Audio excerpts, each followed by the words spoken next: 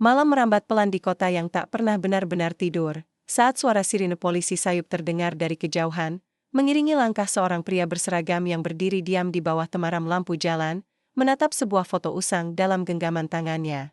Raut wajahnya tenang, tapi sorot matanya menyimpan bara yang tak pernah padam, seperti dendam yang sabar menanti waktu untuk menyala.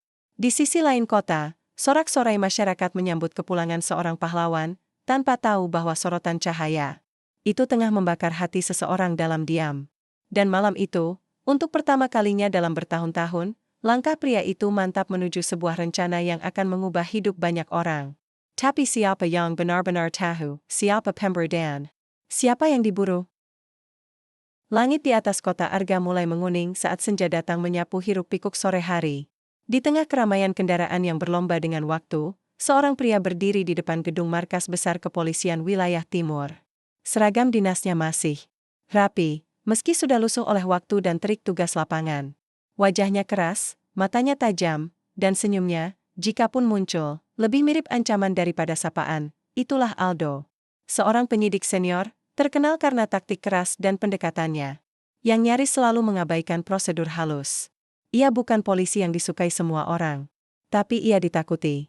Dan menurutnya, rasa takut lebih berharga daripada hormat, hari itu bukan hari yang biasa. Sejak pagi, televisi-televisi menayangkan kedatangan seorang pahlawan. Rizky Prasetya, prajurit muda yang baru saja kembali dari misi luar negeri di perbatasan. Ia dinobatkan sebagai simbol keberanian dan pengorbanan, lengkap dengan upacara penghargaan dari pejabat tinggi. Wajahnya menghiasi sampul majalah dan tajuk utama media daring.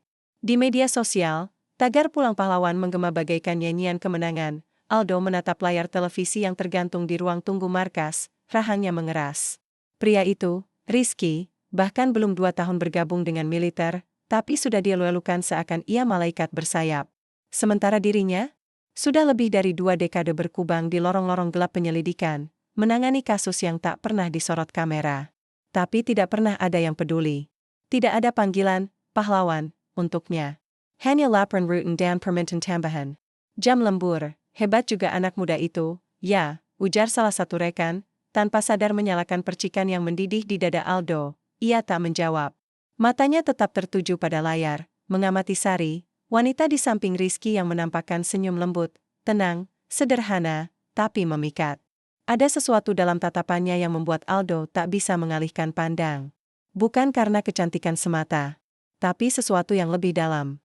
Seperti seseorang yang tahu lebih banyak daripada yang ia tunjukkan, dari balik pikirannya yang gelap, muncullah ide. Ia tak bisa menjatuhkan Rizky secara langsung. Tapi jika sosok yang mendampinginya dirusak, lambat laun, bayang keburukan itu akan menular. Malam datang dengan tenang, tapi kepala Aldo berisik oleh rencana yang mulai terbentuk. Ia membuka laci mejanya, mengeluarkan sebuah berkas lama, catatan penyelidikan terhadap yayasan amal yang pernah ia curigai mencuci uang. Tidak ada bukti kuat saat itu, kasusnya dihentikan. Tapi sekarang, dengan sedikit rekayasa, semuanya bisa digerakkan kembali. Ia mengambil selembar foto dari amplop di dalam berkas. Foto itu menunjukkan Sari dalam pertemuan komunitas sosial 2 tahun lalu. Di sebelahnya, seorang pria paruh baya yang pernah menjadi saksi dalam kasus dugaan penggelapan. Dana. Nama pria itu, Hendra Lesmana, mantan pengusaha properti yang kini dikabarkan menghilang. Aldo mengernyit. Jika ia bisa mengaitkan Sari dengan Hendra, bahkan hanya dengan spekulasi, itu cukup untuk membuka penyelidikan. Dan dengan status penyelidikan terbuka, publik akan mulai bertanya-tanya. Ia menyalakan rokok, mengisap dalam-dalam, lalu meletakkannya di tepi asbak. Sambil menulis catatan kecil, ia berbisik sendiri, satu celah saja cukup untuk meruntuhkan menara tertinggi. Sementara itu, di rumah yang terletak di pinggiran kota, Rizky dan Sari menikmati malam sederhana bersama putra sematawayang mereka. Suasana hangat terasa di ruang tamu. Rizky tampak masih canggung menerima pujian masyarakat. Ia lebih nyaman berada di barak ketimbang di hadapan kamera. Sari tertawa kecil melihat suaminya yang kikuk. Besok kamu dijadwalkan diwawancara lagi, ucap Sari sambil menyeduh teh. Rizky menghela napas. Bisa nggak kita tolak aja? Sari hanya menggeleng. Kamu harus menghormati yang menghargai. Itu bukan buatmu, tapi buat semua orang yang percaya kalau keberanian masih ada di dunia ini. Rizky menatap istrinya dengan kagum. Ai tahu, di balik senyum lembut dan tutur lembutnya, Sari adalah wanita yang kuat. Tapi ia tidak pernah tahu seberapa dalam kekuatan itu. Belum tahu. 2 hari kemudian, surat panggilan tiba. Sari membuka amplop coklat itu dengan dahi mengerut. Sebuah undangan dari kepolisian, memintanya hadir untuk memberikan klarifikasi sebagai saksi dalam kasus yayasan sosial yang berkaitan dengan aktivitas keuangan mencurigakan. Ia membaca ulang surat itu perlahan. Nama penyidiknya, Komisaris Aldo Hanafiah. Sari duduk di sofa, diam sejenak, lalu menatap keluar jendela. Hening, mata Sari menyipit. Aye bukan orang asing bagi permainan seperti ini. Aye tahu ketika sebuah surat bukan hanya surat. Ia tahu ketika seseorang mencoba menggiring opini lewat cara licik, dan yang lebih penting, ia tahu siapa dirinya sebenarnya, masa lalunya mungkin telah ia tinggalkan. Tapi keterampilan tak pernah benar-benar hilang, hanya tertidur, dengan tenang. Ia melipat surat itu kembali dan menyimpannya dalam map. Ia tidak bilang apapun kepada Rizky. Belum, karena ia tahu, ini bukan sekadar panggilan. Ini adalah peringatan. Atau mungkin, tantangan. Malam itu, ketika kota kembali sunyi dan bulan berdiri diam di langit kelabu, seorang wanita memandang cermin dan melihat bayangan masa lalunya kembali menatap, dan untuk pertama kalinya setelah bertahun-tahun, Sari kembali mengaktifkan folder rahasia di komputernya. Folder yang hanya ia buka ketika ia masih menjadi detektif. Dengan suara hampir tak terdengar, ia berkata pada dirinya sendiri, "Kalau kau pikir aku hanya istri tentara, kau memilih target yang salah." Langit pagi di kota Arga dibalut mendung pekat, seolah meniru suasana hati seseorang yang sedang duduk di dalam ruang sempit, penuh berkas dan dokumen yang menumpuk seperti gunung kecil. Aldo duduk di balik mejanya, menatap layar komputer dengan pandangan kosong. Tangan kirinya menggenggam sebuah cangkir kopi, namun isinya sudah lama dingin. Di layar, data yayasan sosial yang menjadi sasarannya terus bergulir, namun pikirannya tak lagi fokus pada angka-angka. Pagi itu, Aldo seharusnya merasa puas. Langkah pertamanya berjalan sesuai rencana. Sari sudah menerima surat panggilan, dan kabar itu pun telah menyebar secara halus lewat 1-2 mulut media yang ia tanami. Tapi entah kenapa, ada rasa tak nyaman yang menyelinap di dadanya. Sebiwa kegelisahan yang tak bisa dijelaskan, seperti firasat tentang badai yang lebih besar dari rencana awalnya. Ia berdiri perlahan, menghampiri jendela dan membuka sedikit tirai yang menutupi pandangan keluar. Di luar, para petugas baru datang untuk memulai hari. Di antara mereka, ada wajah-wajah muda penuh semangat, mirip seperti dirinya bertahun-tahun lalu. Sebelum semua idealisme berubah menjadi obsesi akan pengakuan, pikiran Aldo mengembara kembali ke tahun-tahun awal karirnya. Saat itu, ia dikenal sebagai penyelidik jujur, cepat, dan efisien. Ia tak pernah meminta imbalan, tak pernah bermain kotor. Tapi sistem tak pernah ramah pada orang yang bermain bersih. Berkali-kali ia dikorbankan dalam promosi, bahkan ketika ia yang menyelesaikan kasus-kasus sulit, yang terakhir terjadi 10 tahun lalu. Ia memimpin investigasi besar tentang jaringan penyelundupan barang antik yang melibatkan tokoh penting. Buktinya lengkap, saksi kuat, dan jalur hukum pun dibuka. Tapi saat laporan hendak diserahkan, atasan langsungnya memindahkan kasus itu ke unit lain, dan nama Aldo tak pernah disebut dalam konferensi pers. Orang lain mendapat tepuk tangan. Ia hanya mendapat selembar surat mutasi. Sejak itu, sesuatu dalam dirinya berubah. Ia mulai belajar bahwa dunia tidak adil. Dan jika seseorang ingin dikenal, ia harus membuat orang lain tersingkir terlebih dahulu. Di sisi lain kota, Sari duduk di depan meja makan dengan laptop terbuka. Jari-jarinya lincah menelusuri data publik yayasan yang disebut dalam surat panggilan. Di sebelahnya, secangkir teh melengkapi pagi yang dingin. Tapi matanya tidak menunjukkan keraguan sedikit pun. Ia telah menyimpan semua alat bantu investigasi lamanya. Dulu, ketika ia masih aktif sebagai detektif swasta, Sari sering diminta memecahkan kasus rumit yang tidak tertangani aparat. Ia berhenti setelah menikah dengan Rizky, memilih menjalani hidup tenang, menjauh dari dunia kelam penyelidikan. Tapi itu bukan berarti kemampuannya hilang. Justru sebaliknya, pengalaman bertahun-tahun memberinya insting yang jauh lebih tajam dibandingkan banyak penyidik resmi. Ia tahu, tidak ada yang kebetulan dalam sistem birokrasi. Dan surat panggilan yang ia terima tak datang dari hasil analisis objektif. Ini adalah serangan. Dan serangan yang baik selalu punya motif. Sari menuliskan satu nama di kertas kecil, Aldo Hanafiah. Ia mulai menelusuri jejak digitalnya. Berita-berita lama, laporan kasus yang pernah ditangani, hingga rumor yang beredar di forum-forum internal yang hanya bisa diakses oleh komunitas penyelidik. Makin lama ia menyelam, makin jelas gambaran yang terbentuk. Aldo bukan polisi biasa. Ia ambisius. Terlalu ambisius, dia mencari panggung.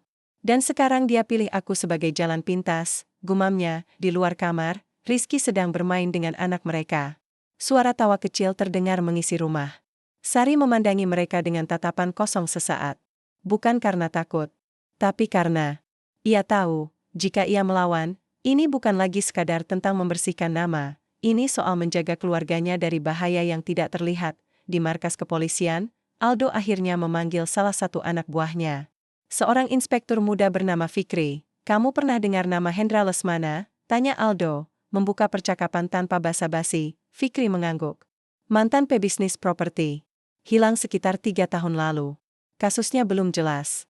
Ada yang bilang dia kabur, ada yang bilang dihabisi." Aldo menyeringai kecil. "Aku dapat info dia sempat terlibat dalam transaksi dengan salah satu pengurus yayasan tempat Sari Rizky itu aktif.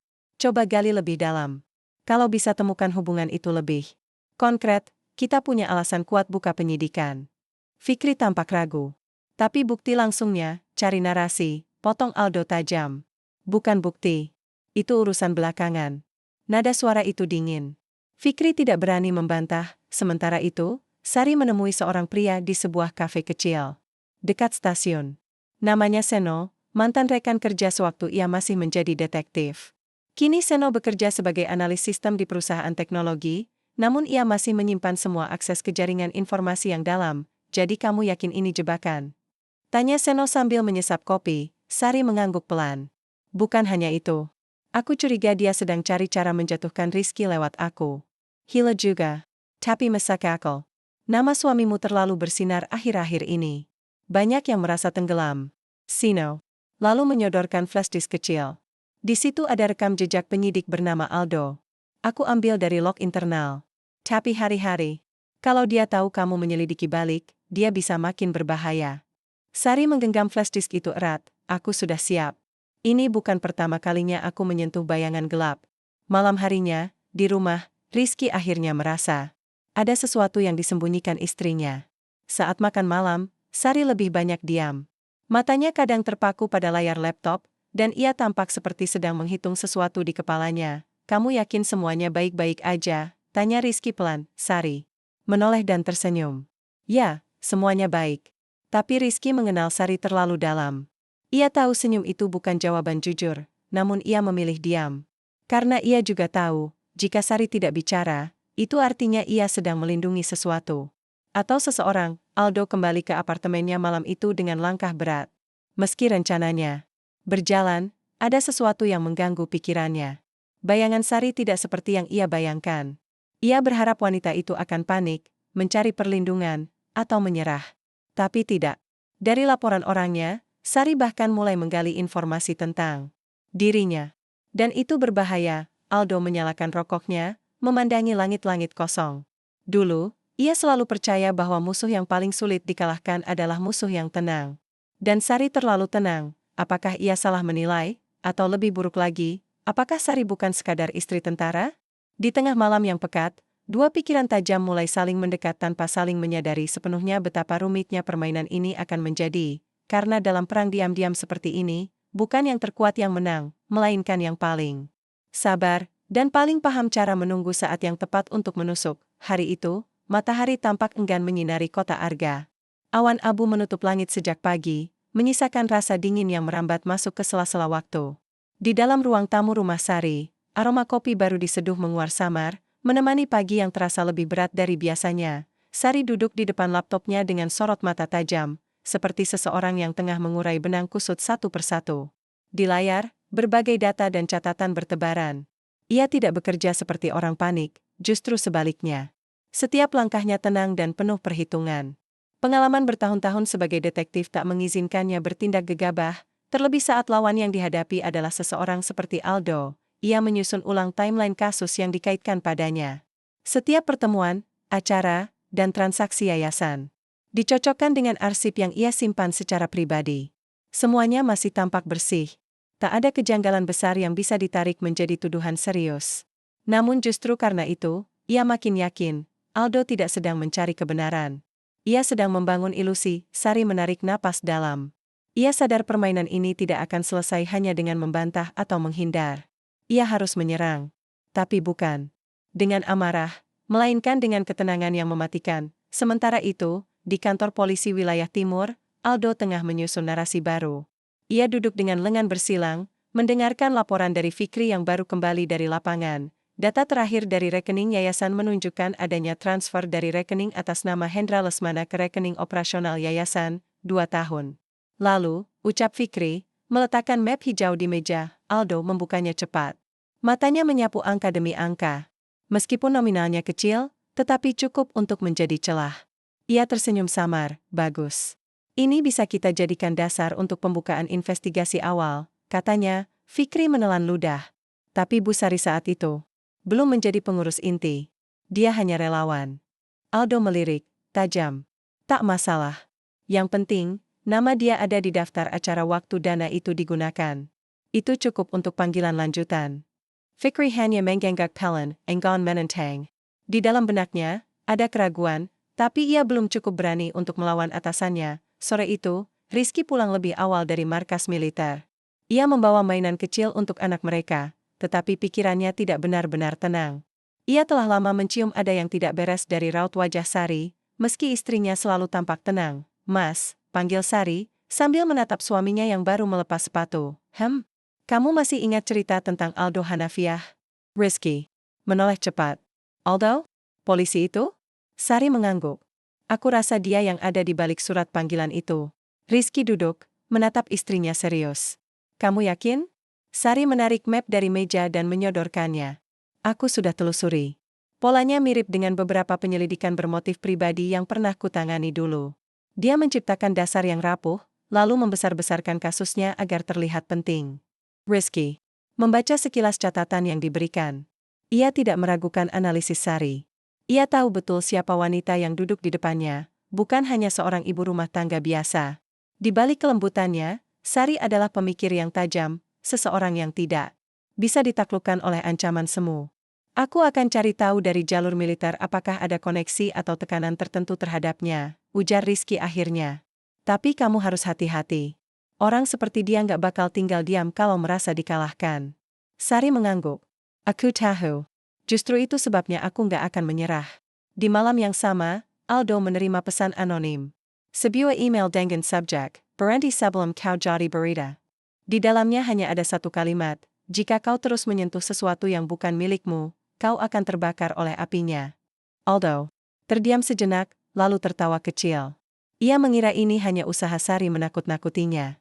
Tapi nada pesan itu tidak biasa. Terlalu personal, terlalu tajam. Ia mulai merasa permainan ini tidak lagi berjalan sepihak. Dan itu membuatnya tidak nyaman. Ia menutup laptopnya dan berdiri, memandangi jendela apartemennya yang mengarah ke keramaian malam. Lampu-lampu jalan berpendar, seakan menjadi saksi bisu rencana-rencana kotor yang sedang dirajut dalam gelap. Untuk pertama kalinya, Aldo merasa bahwa cengkeramannya terhadap situasi ini perlahan mulai goyah, di sebuah ruang kecil yang sunyi. Sari kembali membuka folder khusus berisi bukti-bukti awal yang ia kumpulkan dari investigasi personalnya.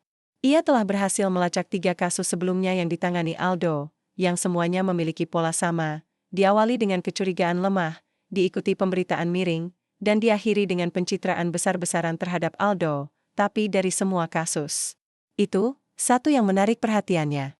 Seorang saksi yang dulunya melapor balik pada polisi karena merasa dijebak, dan akhirnya menghilang dari radar. Sari menyalakan lampu tambahan, membuka dokumen baru, dan menulis satu nama lagi di daftar investigasinya, lawan. Yang berbahaya adalah mereka yang berpikir mereka tak terkalahkan. Kalimat itu ia ucapkan sambil menyimpan bukti ke flash disk cadangan. Ia tahu, semua ini baru permulaan. Tapi ia juga tahu satu hal pasti, ia tidak akan membiarkan keluarganya dijadikan alat permainan siapapun. Malam turun dengan tenang, namun ketenangan itu tak menjalar sampai ke hati Aldo. Ia berdiri di balkon apartemennya, membiarkan angin malam menyapu wajahnya, mengabaikan rokok yang menyala di tangan kanan. Isapan terakhir terasa hambar. Tatapannya kosong, menembus lampu jalanan. Yang berjajar rapi di bawah, ia tak bisa berhenti memikirkan pesan anonim itu. Ancaman itu bukan sekadar gertakan. Bahasanya terlalu presisi, seperti datang dari seseorang yang tahu caranya menyusun kalimat untuk menusuk, bukan menakut-nakuti. Seseorang yang terlatih. Sari, Aldo tak mau percaya, tapi bayangannya makin jelas. Wanita itu bukan sekedar ibu rumah tangga. Cara ia diam, cara ia tidak melawan terang-terangan, itu bukan sikap seseorang yang terpojok. Itu strategi. Dan strategi adalah milik mereka yang punya pengalaman menghadapi medan pertempuran. Aldo membuang rokoknya, masuk ke dalam. Ia meraih ponsel, mengetik cepat, cari semua jejak digital Sari Rizky. Mulai dari tahun sebelum ia menikah. Fokus pada hubungan dengan pihak swasta, detektif swasta, atau kasus lama. Aku butuh latar belakang lengkapnya. Jangan pakai sistem resmi. Pesan itu ia kirim pada seseorang bernama Reno, informan bayaran yang biasa ia pakai untuk pekerjaan kotor. Tak ada ruang untuk keraguan. Kalau memang Sari punya sejarah di dunia penyelidikan, Aldo harus tahu. Karena musuh paling berbahaya adalah musuh yang kita anggap remeh. Di sisi lain kota, Sari masih terjaga. Di ruang kerja kecilnya, ia duduk dengan tenang, menyortir file digital dari flash disk Xeno. Cahaya layar memantul di matanya yang fokus. Ada satu nama yang menarik perhatiannya, Devi Anggraini. Devi adalah mantan staf di bagian administrasi kantor polisi wilayah utara, tempat Aldo dulu bertugas. Ia diberhentikan secara mendadak 5 tahun lalu, tanpa alasan yang jelas. Laporan internal menyebutkan pelanggaran etika, tapi tidak ada detail. Di luar sistem, beredar kabar bahwa Devi sempat ingin melaporkan manipulasi data penyidikan yang dilakukan oleh atasannya, Aldo.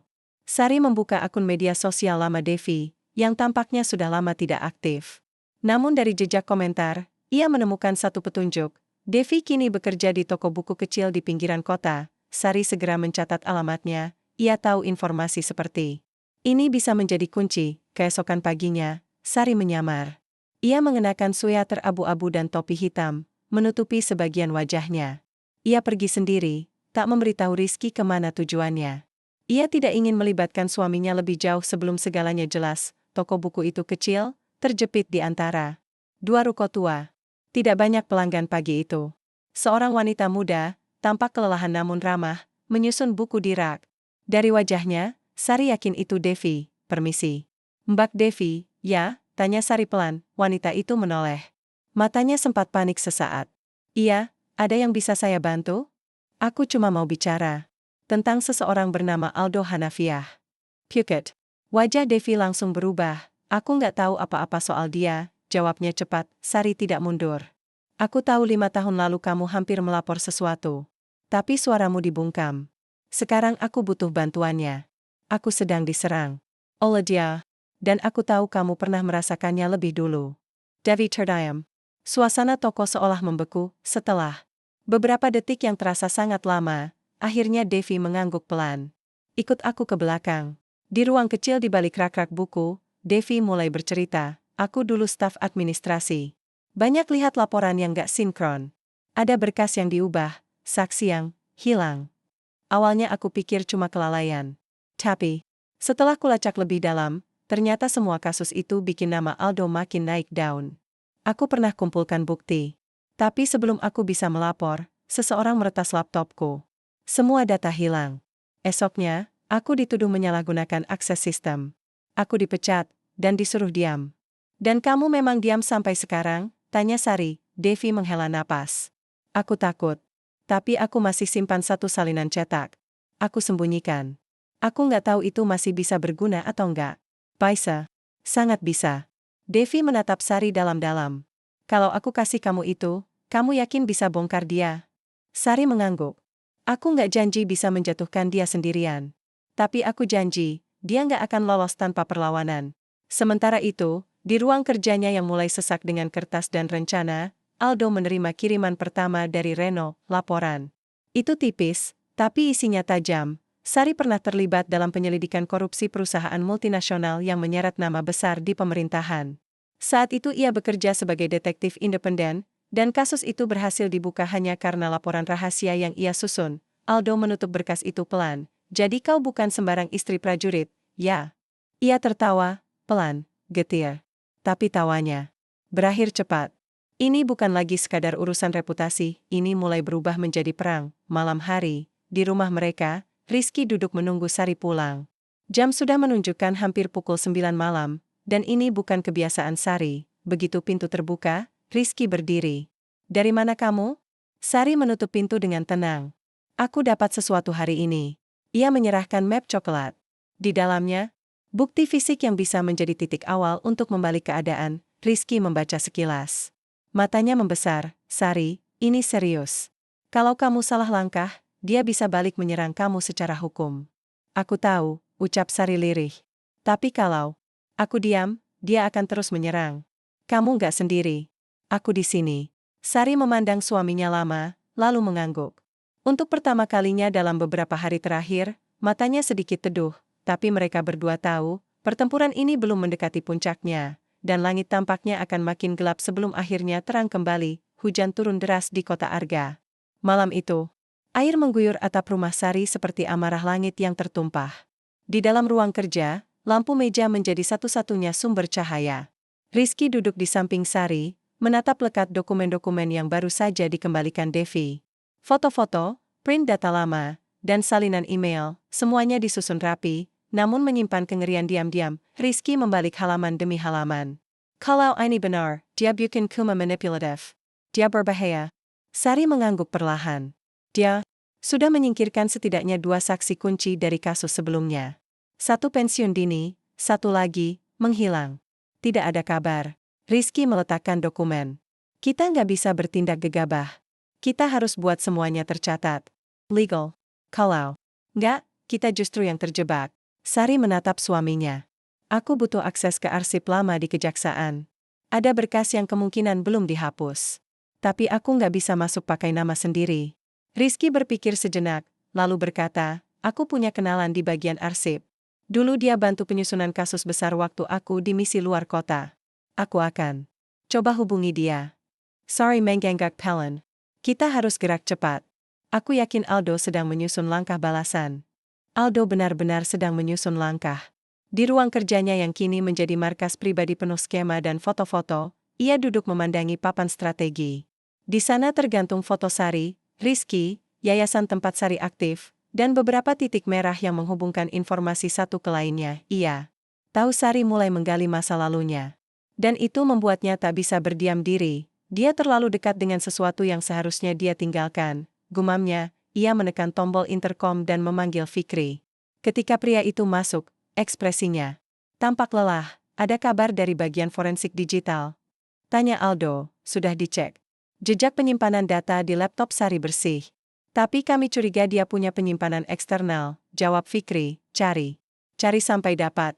Pak, saya cuma mau bilang, kalau semua ini, makin gak masuk akal. Kita nyari sesuatu yang bahkan belum terbukti salah. Aldo menatap Fikri tajam. Kamu tahu apa yang membedakan kita dengan mereka yang gagal? Kita tidak menunggu bukti. Kita menciptakan arah investigasi. Kalau kita menunggu segalanya sempurna, kejahatan sudah keburu tertutup rapi. Fikri tidak menjawab.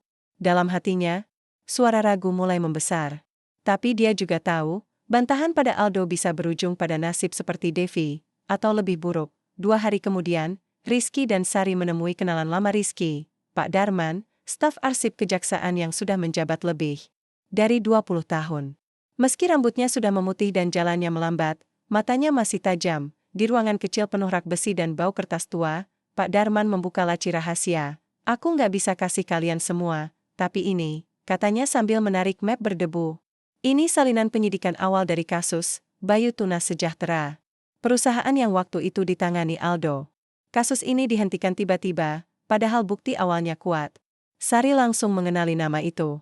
Bayu Tunas Sejahtera adalah perusahaan tempat saksi yang hilang dulu bekerja. Apa ada tanda kenapa kasus ini dihentikan? Tanya Sari. Pak Darman menggeleng. Tidak ada alasan resmi. Tapi waktu itu, beberapa laporan dari bagian investigasi menghilang dari sistem. Beberapa staf mendadak pindah tugas. Semua terlalu rapi. Seperti dibungkam. Sari membuka map, membaca halaman demi halaman. Dan di tengah-tengah dokumen, ia menemukan sesuatu yang membuat napasnya tercekat, salinan laporan dari seorang saksi anonim. Yang gaya tulisannya sangat mirip dengan dokumen yang dikirim Devi padanya. Aku tahu siapa penulis ini, bisik Sari. Rizky menoleh. Devi? Sari mengangguk. Dia bukan cuma staf. Dia adalah pelapor yang sesungguhnya. Dan ini adalah bukti bahwa Aldo bukan cuma menutup kasus. Dia mengubur pelapornya. Hari itu, Sari pulang dengan kepala penuh rencana. Tapi belum sempat ia membuka laptop, bel rumah berbunyi, seorang petugas datang, menyerahkan surat, panggilan resmi dari kepolisian, katanya singkat. Ibu Sari Rizky diminta hadir sebagai saksi dalam penyidikan dugaan penyalahgunaan dana yayasan. Begitu pintu ditutup, Rizky langsung membaca surat itu. Dia mulai bergerak. Dia memaksa kamu masuk ke ranah hukum biar bisa dikendalikan lewat prosedur. Sari berdiri diam, tenang, meski dadanya berdegup keras. Bagus, katanya akhirnya. Aku juga sudah siap. Sekarang permainan jadi terbuka. Di ruang interogasi seminggu kemudian, Sari duduk sendirian. Di seberangnya, Aldo masuk dengan senyum penuh kemenangan. Ia tampak puas, seolah sudah menggiring bidak terakhir ke sudut papan catur. Tentu kita sudah sering dengar tentang wanita cerdas, katanya membuka percakapan. Tapi cerdas saja tidak cukup, Bu Sari. Karena pada akhirnya, hukum bicara. Dengan bukti. Sari menatap langsung ke matanya. Saya setuju. Dan saya yakin, kebenaran akan muncul. Bahkan dari tempat yang tidak Anda duga. Aldo menyipitkan mata. Ia belum tahu bahwa di luar ruangan, Fikri sedang menunggu di tempat parkir bawah tanah, dengan flash disk yang baru saja ia terima dari Devi, berisi salinan asli dokumen manipulasi Aldo dari 5 tahun lalu. Fikri mulai goyah. Ia belum menyerahkan bukti itu ke siapapun. Tapi pikirannya terus dipenuhi pertanyaan. Apakah selama ini ia hanya menjadi alat? Apakah ia sanggup terus diam saat tahu keadilan diinjak-injak? Babak baru telah dimulai. Satu pihak mulai membuka senjata rahasia, satu pihak mulai kehilangan kendali. Dan seperti peluru yang telah ditembakkan, tidak ada yang bisa kembali lagi ke titik awal. Yang tersisa hanyalah, siapa yang lebih siap menghadapi ledakan yang akan datang. Fikri berdiri di bawah lampu parkir yang berkedip pelan. Tangannya gemetar. Saat memegang flash disk kecil berwarna hitam.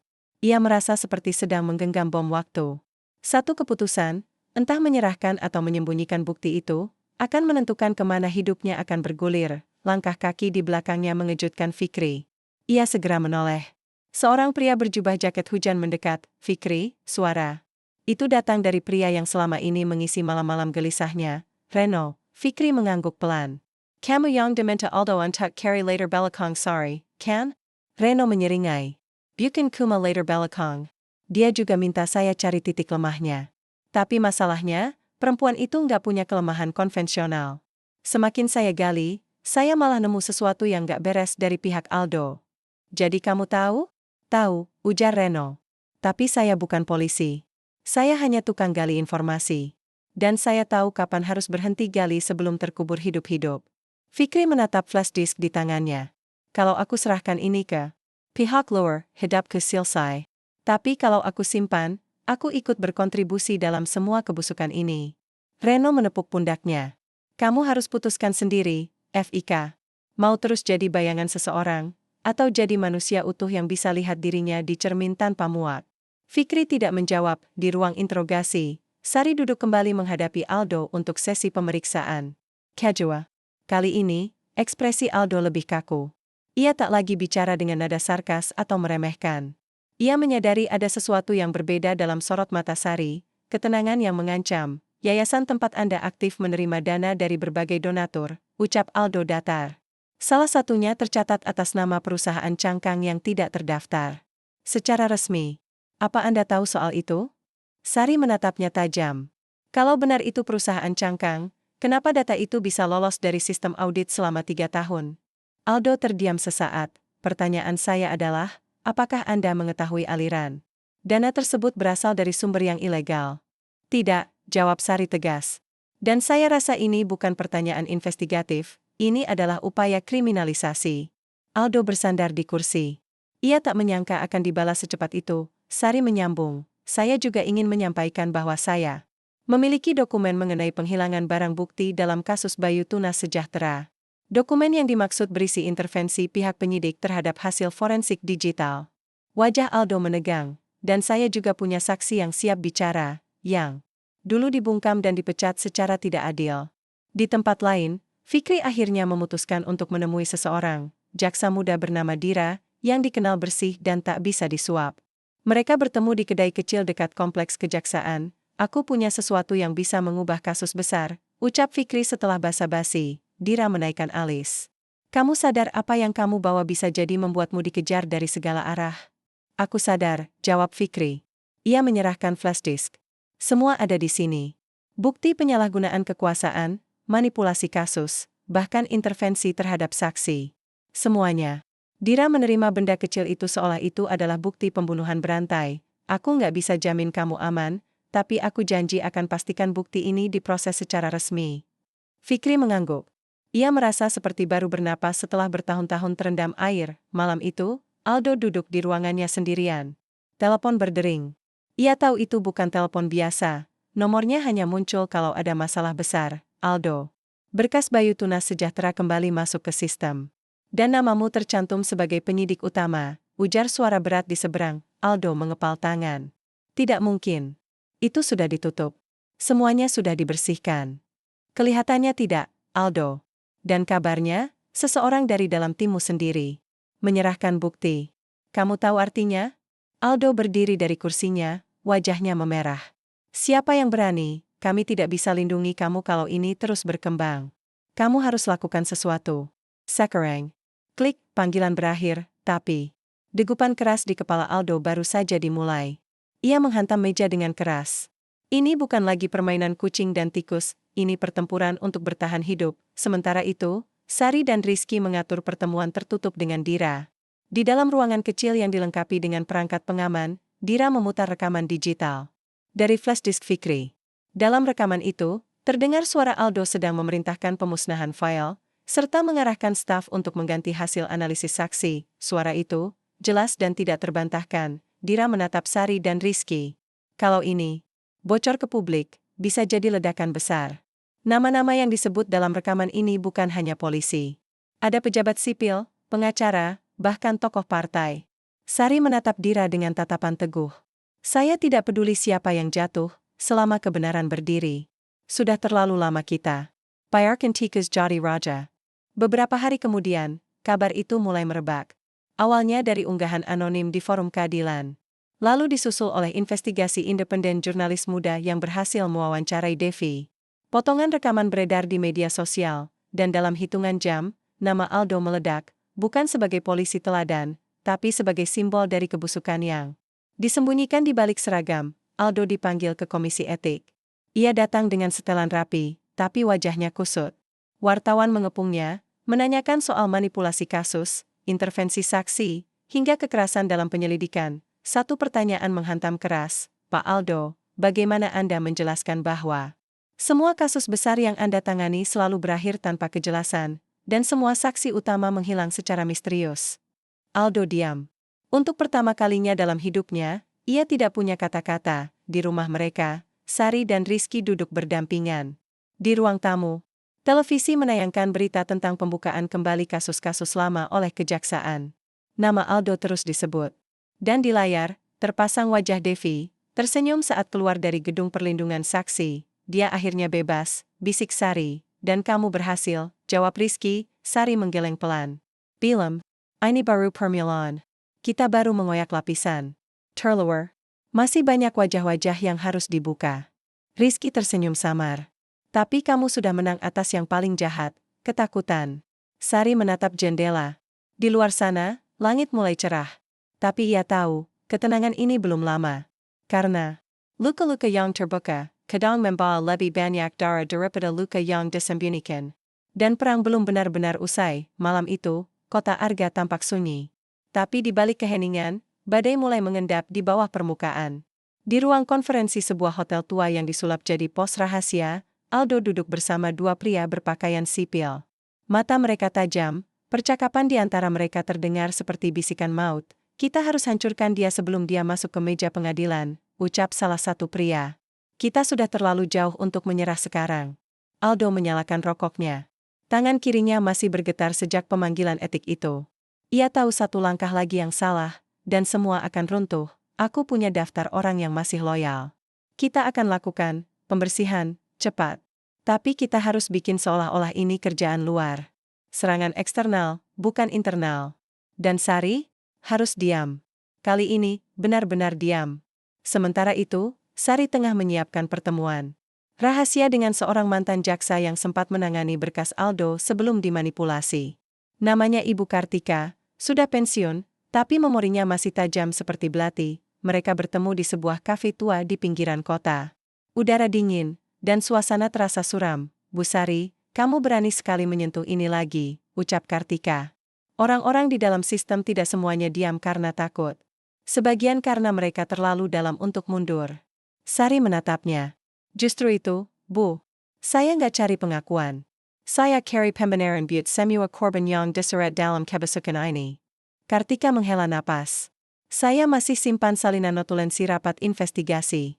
Termasuk momen ketika atasan saya memberi perintah diam-diam untuk menghentikan penyidikan. Kalau kamu bisa pastikan keamanan saya akan serahkan semuanya. Sari mengangguk. Kami sudah siapkan tempat perlindungan. Suami saya juga bisa. Bantu lewat kontak militernya. Anda akan aman.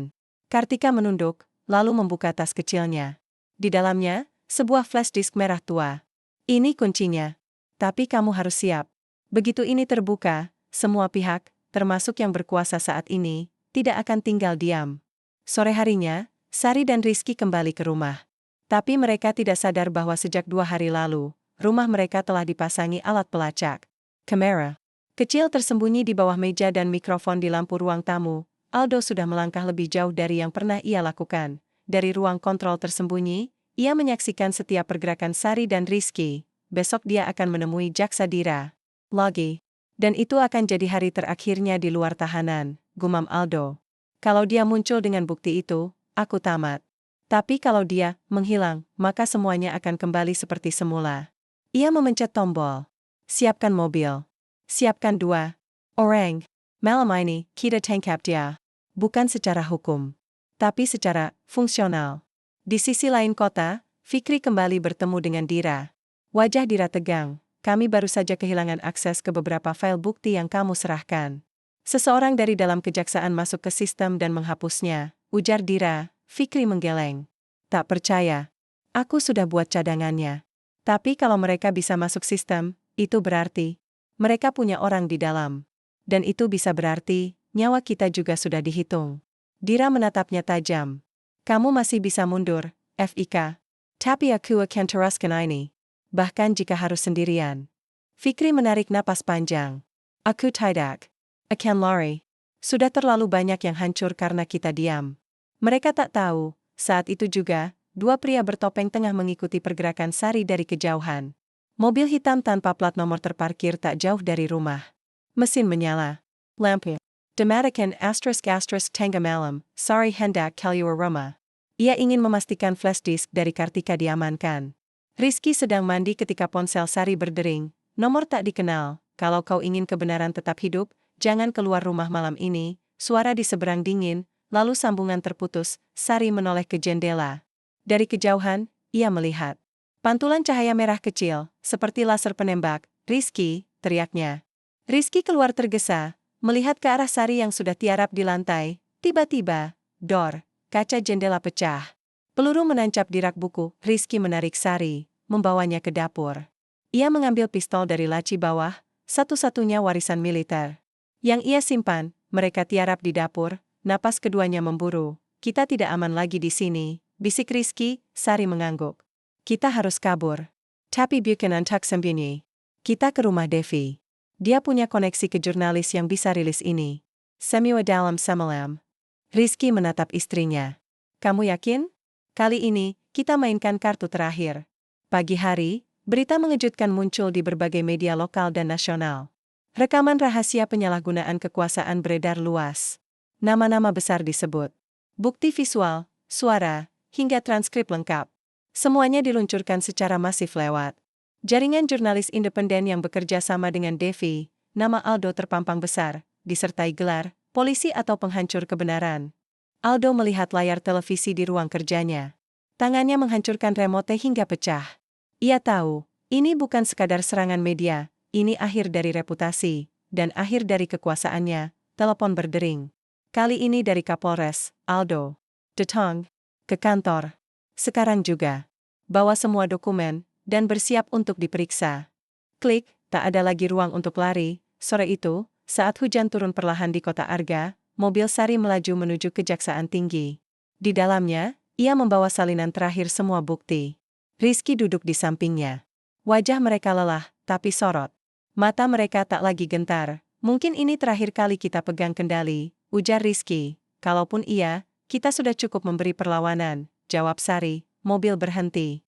Mereka turun bersama. Di belakang mereka, belasan wartawan mulai berkumpul, dan saat langkah kaki mereka bergema di koridor kejaksaan, satu pertanyaan menggantung di udara, berapa harga keadilan, jika semua orang memilih bungkam? Langit kota. Arga tampak seperti sekotak jelaga.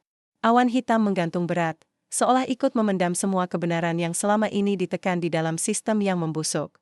Sore itu, udara dingin menyapu jalanan, dan di balik setiap bayangan, bahaya mengintai tanpa suara. Aldo berdiri di balkon apartemen rahasianya, mengenakan jas hitam yang masih rapi. Di tangannya, selembar kertas pengunduran diri yang belum ia tanda tangani. Telepon genggamnya terus berdering, pesan masuk tanpa henti, dari kolega lama, dari rekan, yang dulunya tunduk padanya, kini mulai berjarak. Seperti tikus yang meninggalkan kapal karam, tapi Aldo belum kalah, belum. Ia menoleh ke pria bertubuh besar di dalam ruangan, mengenakan pakaian dinas sipil.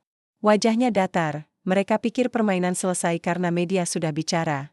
Tapi kita masih punya satu kartu, ucap Aldo. Pria itu menyahut. Tapi kalau kamu gagal lagi, bahkan kami pun tak bisa menutupinya. Kamu akan jadi kambing hitam. Kala begitu, kita buat mereka semua ikut terbakar. Di sisi lain kota, Sari duduk di kantor pengacara publik yang bersedia membantunya secara pro bono. Bersamanya, ada berkas-berkas resmi yang akan dibawa ke sidang etik dan pengadilan pidana. Bukti-bukti, saksi, dan testimoni telah disusun. Ini bisa mengubah sistem hukum kota ini secara permanen, ucap pengacara itu. Tapi risiko nyawa juga meningkat. Sari hanya tersenyum kecil. Saya sudah kehilangan terlalu banyak ketenangan. Untuk kembali jadi penonton. Rizky masuk membawa 2 cangkir kopi. Wajahnya letih, tapi hatinya kukuh. Kamu yakin siap? Tanyanya pelan. Sari menatap mata suaminya. Kalau bukan kita yang buka luka ini, siapa lagi? Luka ini sudah terlalu lama dipendam sampai bau busuknya jadi biasa. Malam itu, saat Sari hendak meninggalkan kantor pengacara menuju rumah perlindungan, mobil mereka dicegat. 2 kendaraan tak bertanda menyudutkan mereka di tikungan jalan sempit. Rizky segera menyadari ini bukan penangkapan resmi, ini penyergapan. Kamu pegang ini, ucap Rizky, menyerahkan flash disk cadangan ke Sari. Kalau aku harus bertarung, kamu lari. Jangan, bisik Sari. Kita lakukan ini sama-sama. Tapi waktu tak memberi ruang untuk rencana panjang. 2 pria bertopeng turun, membawa tongkat listrik. Rizky keluar lebih dulu, dan tanpa basa-basi, menyergap salah satunya. Pertarungan pecah di jalan gelap itu. Suara benturan keras, teriakan singkat, lalu letupan senjata yang memekakkan telinga. Sari membuka pintu sebelah dan berlari ke arah gang. Terdengar suara seseorang mengejarnya. Ia masuk ke lorong sempit, napas terengah, darah menetes dari pelipisnya. Akibat pecahan kaca, tiba-tiba, lampu temaram menyala. Devi muncul dari balik pintu samping sebuah toko roti tua, menarik Sari masuk. Aku tahu mereka akan mengejar kamu, ujar Devi. Aldo tak akan membiarkan kamu hidup setelah semua bukti itu keluar. Sari terbetak. Rizky, dia akan aman. Tim kita menyusul ke sana. Sekarang tugas kamu, pastikan ini sampai ke media pusat malam ini. Deep use at data jaringin Catalan rakyat, Sari memasukkan flash disk terakhir ke komputer. Data mulai diunggah, satu persatu. Nama-nama, nomor rekening, percakapan telepon, hingga rekaman perintah Aldo untuk memanipulasi TKP. Semua muncul di layar, lalu layar gelap, Sari menegang. Sistem mereka disusupi. Firewall kita ditembus, teriak salah satu teknisi, tiba-tiba. Listrik padam. Pani Kakapeka. Seseorang telah masuk, pria bertubuh besar itu, anak buah Aldo, menyelinap ke ruang data, namun sebelum sempat menghapus apapun, Rizky muncul dari belakang dan menghantamnya dengan gagang senapan. Ia berdiri di ambang pintu, luka di wajahnya mengering, tapi matanya masih menyala penuh tekad. Lanjutkan unggahannya, ucap Rizky. Aku jaga pintu. 3 jam kemudian, dunia melihat wajah lain dari kota Arga, semua saluran media nasional menayangkan laporan investigasi besar. Bukan hanya 1 atau 2 nama, tapi 27 pejabat, termasuk 2 kapolres, 3 jaksa, dan 1 mantan wali kota. Semuanya tercantum dalam jaringan yang dikepalai oleh Aldo. Rekaman Sari juga ditayangkan.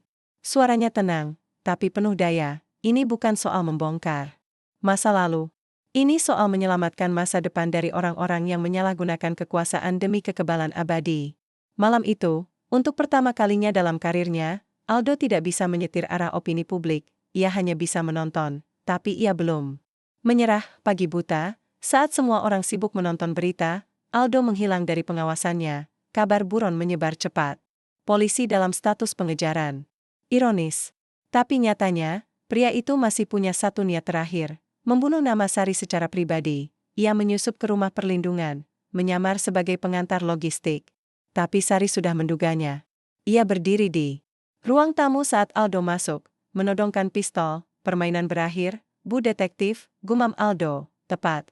Tapi Buchanan Taku, balas Sari. Untukmu. Klik. Rizky muncul dari balik pintu belakang, bersenjata penuh. Di luar, suara sirene mengaung. Polisi datang. Tapi kali ini, bukan untuk menyelamatkan Aldo. Aldo ditahan. Tangan diborgol, wajah ditundukkan. Kamera merekamnya, dan kali ini, tak ada jabatan yang bisa menutupi kebusukan yang menguar dari dirinya. Di hari yang sama, sidang etik memutuskan pemecatan total untuk Aldo dan semua koleganya yang terlibat. Sidang pidana dimulai seminggu kemudian. Kartika dan Devi bersaksi. Fikri duduk di barisan depan, menatap tanpa gentar. Sari tak banyak bicara di ruang sidang. Ia hanya menyerahkan bukti dan memberi testimoni singkat, namun setelah semuanya berakhir, ia berdiri di depan media, dan ucapannya menjadi kalimat yang dicatat sejarah, "Kami bukan pahlawan. Kami hanya orang-orang biasa yang bosan melihat ketidakadilan dianggap normal. Hari ini, kita menang bukan karena kekuatan, tapi karena keberanian." Antak berkata, "Kakap sudah." Langit Arga tampak berbeda malam itu. Bukan karena bintang lebih banyak, tapi karena untuk pertama kalinya, kota itu bebas dari bayangan Aldo. Dan meski luka masih menganga, meski sistem belum sepenuhnya bersih, Sari, Rizky, dan mereka yang berjuang tahu, gelap tidak pernah abadi. Yang penting, ada yang berani menyalakan cahaya. Pagi itu, langit Arga terlihat lebih biru dari biasanya, tapi hati Sari justru diliputi kelabu. Meskipun Aldo telah diborgol dan digiring ke ruang tahanan bawah tanah dengan wajah penuh luka batin, Sari tahu, cerita ini belum benar-benar selesai. Sidang demi sidang telah berjalan. Pers ratusan kali menyiarkan wajahnya, menjulukinya sebagai simbol perlawanan hukum yang diam. Tapi di balik semua pujian itu, ada yang mulai mengusik pikirannya. Ketika seorang sahabat dekat, Fikri, mendapat teror di rumahnya dan hampir kehilangan putranya dalam insiden misterius, Sari tahu bayang-bayang Aldo belum sepenuhnya padam. Aldo boleh saja dikurung, tapi gurita kekuasaan yang pernah ia pelihara masih berkeliaran. Di rumah sederhana mereka di perbukitan pinggiran kota, Sari duduk di ruang tamu sambil memandangi album foto lamanya. Ada foto saat ia masih menjadi detektif aktif, wajah muda, penuh ambisi, dan belum mengenal ketakutan. Sedalam ini. Di sampingnya, Rizky sedang menyalakan api unggun kecil. Hawa pagi menusuk kulit mereka, meski matahari sudah tinggi. "Kamu nggak tidur lagi tadi malam?" ucap Rizky pelan tanpa memandangnya. Sari tidak menjawab. Hanya menutup album itu, lalu bersandar ke sofa. "Setiap aku pejam mata, aku lihat wajah anak buah Aldo itu, yang nyaris menculik kita malam itu. Aku dengar napasnya. Aku lihat cahaya laser di dahi kita." "Rizky, suaranya serak, "aku lelah." Rizky mendekat, menggenggam tangannya. "Aku tahu. Tapi kita nggak bisa mundur sekarang. Orang-orang percaya karena kamu masih berdiri. Kalau kamu jatuh, mereka akan berpikir semua ini sia-sia." Sari menatap suaminya, matanya berkaca. "Aku nggak mau jadi simbol, Riz. Aku cuma mau hidup tenang." Tapi ternyata, kebenaran menuntut harga yang terlalu tinggi. Sementara itu, di sel tahanannya, Aldo duduk bersandar di dinding. Tangannya masih terikat, meski kini dengan borgol khusus. Wajahnya pucat, dan rambutnya tak lagi tertata. Namun ada sinar dingin di matanya, api kecil yang belum mati. Ia berbicara dengan pengacaranya, seorang pria muda, dengan nada rendah namun tajam. "Kamu pikir semua ini berakhir? Belum. Masih ada 4 nama yang belum mereka sentuh. Masih ada arsip digital yang tidak mereka temukan. Dan sorry, dia bukan perempuan yang tain tekanan sosial." Pengacaranya hanya diam, lalu bertanya, "Kamu ingin menyerang dari dalam penjara?" Aldo tersenyum dingin. "Bukan aku yang bergerak. Tapi kata-kata. Satu persatu opini akan mulai berubah. Mereka akan lelah. Orang-orang seperti Sari hanya kuat saat media masih berpihak. Saat badai reda, publik akan melupakan. Dan saat itu, waktuku datang lagi. Beberapa hari kemudian, sebuah siaran televisi nasional secara mengejutkan menayangkan wawancara dengan mantan atasan Sari semasa ia masih bertugas.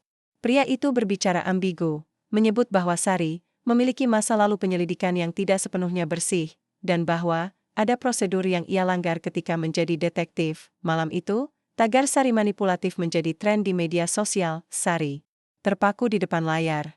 "Siapa yang memulai ini?" tanyanya pelan. Suara gemetar. Devi masuk ke ruang tengah, membawa ponsel dengan raut wajah suram. "Ini direkayasa. Ada akun bot, komentar massal, dan pemalsuan laporan. Mereka ingin menjatuhkan kamu lewat citra." Rizky mengepalkan tinju. "Berarti sisa jaringan Aldo mulai menyerang." "Ya," jawab Devi tegas. "Tapi kita juga belum selesai. Dalam beberapa minggu, tekanan terhadap Sari meningkat. Ia mendapat surat ancaman di bawah pintu rumahnya. Beberapa kali mobilnya dibanturi. Fikri hampir dipecat dari institusi tempatnya bekerja karena dituduh membocorkan rahasia negara yang tidak pernah ia akses. Devi mendapat tuduhan korupsi dana jurnalisme investigasi. Ini bukan serangan hukum," kata Sari saat rapat dengan timnya.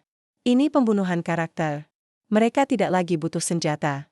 Mereka menyerang lewat ketakutan dan stigma." Namun di tengah kekacauan itu, muncul sebuah suara dari tempat tak terduga. Kartika, sang jaksa pensiunan, membuat pernyataan publik dalam sebuah wawancara live.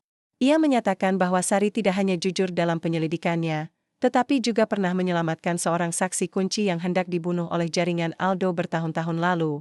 Mereka bisa memanipulasi rekam jejak, tapi tidak bisa memanipulasi nurani, kata Kartika lantang. Suara itu membangkitkan kembali kepercayaan publik.